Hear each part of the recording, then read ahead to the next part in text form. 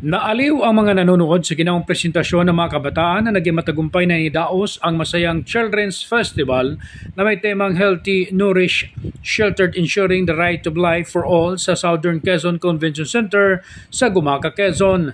Sa pamamagitan ng pagtutulungan ng mga kawani ng MSWDO na siyang pangunahing tagapangasiwa nito at nasa patnubay ni Ma'am Nancy Pascual, katuwang ang lahat ng mga organizers at volunteers ng kaganapang ito kaya't naging makabuluhan ang naturang selebrasyon.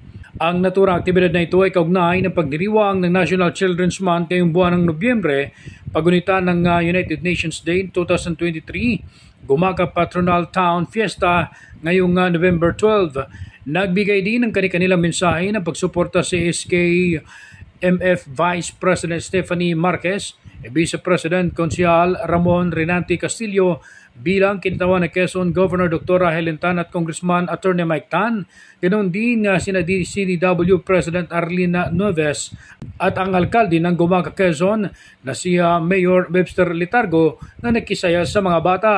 Napuno ng nakakaaliw na pagtatanghal ang programa na lubos na pinaghandaan ng mga bata na suporta ng kanilang mga magulang at mga guro. Dito rin ginawaran ng parangal ang mga nagwagi sa mga patimpalak.